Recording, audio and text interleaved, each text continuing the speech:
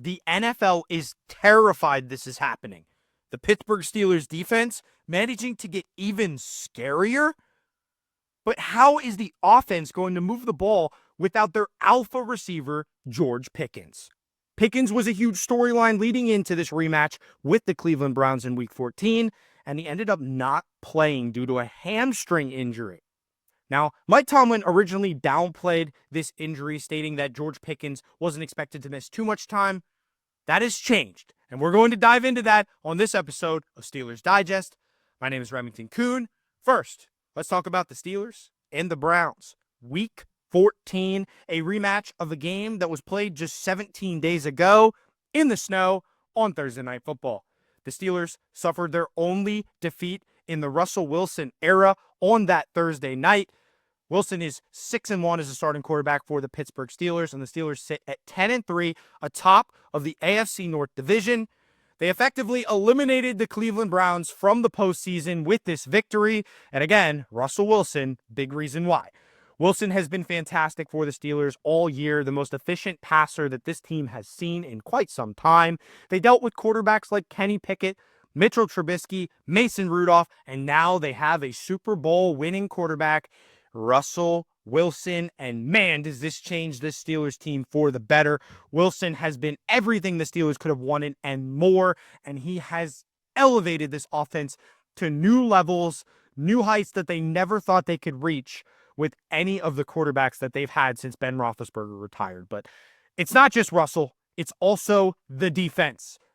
Holding Jameis Winston, a quarterback that threw for 500 yards against the Denver Broncos just a week ago. Steelers held him to 202 interceptions. So well done, Pittsburgh Steelers defense, as usual, forcing a couple of turnovers as they have all season long. They lead the NFL in turnovers forced this season. It has been a big reason why this team has had sustainable success, and other teams are starting to notice.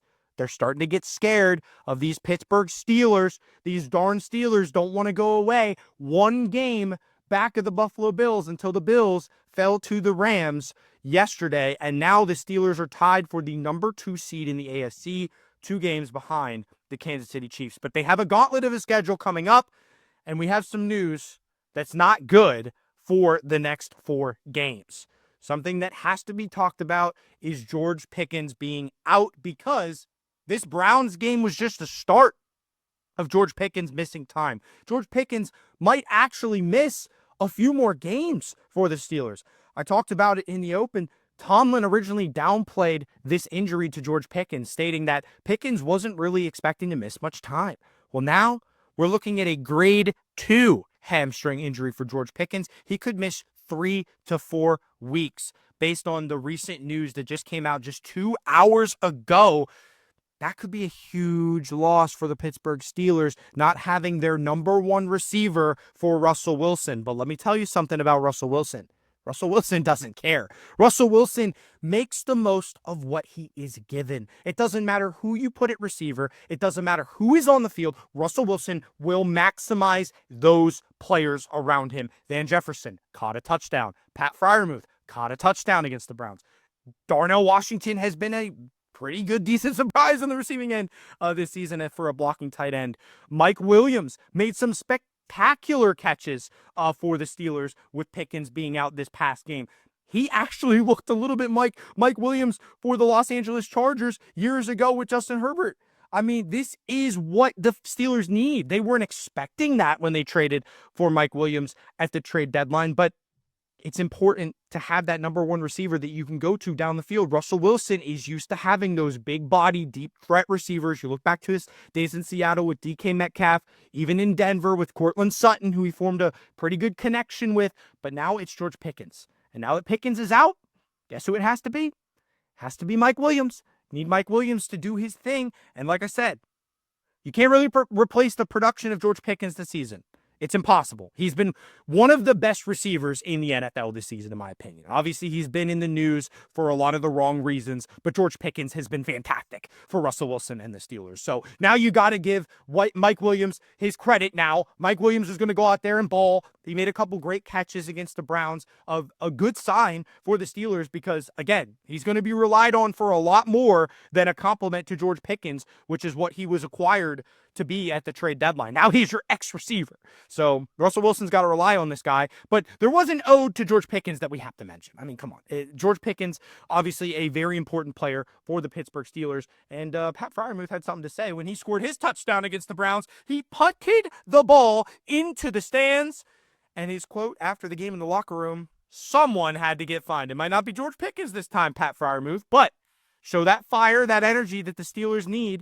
You know, doing what you need for your team. And Pat Freiermuth scoring a big touchdown for Pittsburgh. He's allowed to say whatever he wants to say as far as I'm concerned. Another guy that can say whatever he wants is Keanu Benton. Keanu Benton getting a touchdown for the Steelers. The second-year player, a 2023 draft pick. He has been so good this season for the Steelers. A big man interception for Pittsburgh. It's something you don't see very often in the NFL, but something that you love to see as a football fan is a guy that is 300 plus pounds running down the field with the football. And let's see what Cam Hayward had to say about that. Heck of a play, great awareness, just to crack it down the line and track it down the line. It was like the ball popped. It wasn't like the ball popped in the air. Can't say enough about the kid. Talking about Benton, he works his tail off. I know he wants big plays all the time. It was a big play for us in this game. Lucky to have that kid on our sideline. So you can't say enough about Benton for the Steelers, but you also can't say enough about Cameron Hayward. Cam Hayward looking as dominant as ever. I think he's hiding a Superman cape under his uniform at times. This guy is unbelievable. He doesn't age. He's 35 years old, and he's playing like he did when he was a youngin'. I mean, the stud defensive lineman that the Steelers desperately need to step up. He got 2 sacks against the Browns. And the game before that, he's getting to the quarterback. And that's not even really what you need to Cam Hayward to do. Cam Hayward is that run-stuffing interior defensive lineman that is able to stop the run and just bring energy and leadership to your defensive line. But now he's starting to get quarterback sacks. I mean, he's doing things you don't even need him to do in order for this team to have success. They're elevating to that upper echelon of defenses in the National Football League. And, you know, we talk about TJ Watt all the time. I mean, you talk about TJ Watt and Myles Garrett. One of the things, now I'll say, that the Steelers did differently in this game as opposed to the first time they played the Browns. Well, the first time they played the Browns, Myles Garrett had 3 sacks and a forced fumble. This time around, they only gave up 1 sack to Myles Garrett. So you have to give credit where credit is due to the offensive line. Obviously, Dan Moore and Broderick Jones are relied on to stop these elite edge rushers like Trey Hendrickson for the Bengals, like Myles Garrett for the Browns. You need them to step up and make those plays and let them handle these elite players and prevent the game wreckers from taking over the game. That's what they were able to do. They were able to nullify Myles Garrett's impact on the game, minimize it at the very least, and give their team an opportunity to win, and that's exactly what they did. That was one of the huge factors. Cam Hayward being a game wrecker, TJ Watt doing his thing, Highsmith is back, Herbig continues to be impressive for the Steelers.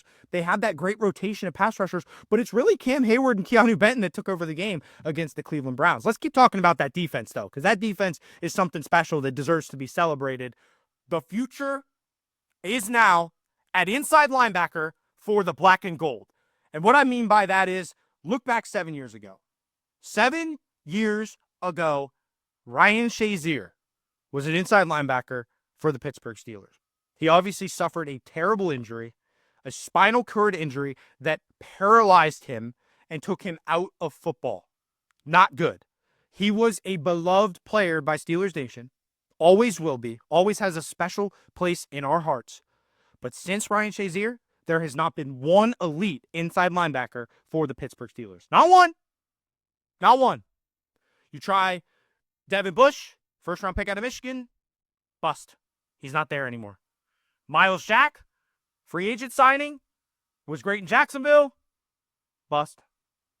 But now you have the man you needed all along, Peyton Wilson. Peyton Wilson has been so good for the Steelers this season.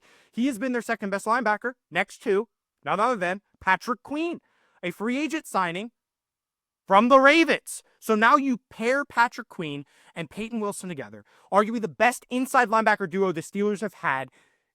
I can't remember the last time they had an inside linebacker duo like this. Peyton Wilson was slept on in the draft process because he's missing an ACL, but the NC State product was one of the best linebackers in college football. He should have been a first-round pick if not for health concerns. So everybody passed on Peyton Wilson, and the Steelers were the beneficiary. They get Peyton Wilson, they pair him with Patrick Queen, and now look at him. One of the best defenses in the National Football League. They have the edge rushers. You know, we talk about TJ Watt. We talk about Highsmith and Herbig. We talk about the interior. We talk about Hayward and Benton. But these guys don't get the love that they deserve. Peyton Wilson and Patrick Queen have been a fantastic addition to this Steelers defense. And Deshaun Elliott has been another one of those guys that's been a huge addition for the Steelers. A great find that they signed to that 2-year contract. He's leading the team pretty much in tackles. I mean, this guy's been fantastic for the Steelers. So you got him and Minka on the back end. We talked about Peyton Wilson and Patrick Queen. I mean, everybody's scared of this defense. Don't let them fool you if they say they're not. There's so much to fear with this defense. So obviously, it's a big reason why the Steelers are getting these victories. They're beating the Browns, taking Myles Garrett out of the equation, but the Steelers defense, they're always going to be in the equation. The steel curtain is always going to be relevant, and that's why they're able to win these type of games. These games that Pittsburgh Steelers football is designed to win. They're designed to win with defense, running the football, and now you have a quarterback like Russell Wilson, defense like this. No wonder the rest of the league has been put on notice. Pittsburgh Steelers sitting at 10-3 atop the AFC North. And we got a lot of fun stuff to talk about on the next episode of the show, but I'll save that for next episode. My name is Remington Kuhn. This has been Steelers Digest. Thank you all for watching, and hit that subscribe button if you haven't already. Stay tuned for the latest Pittsburgh Steelers news and content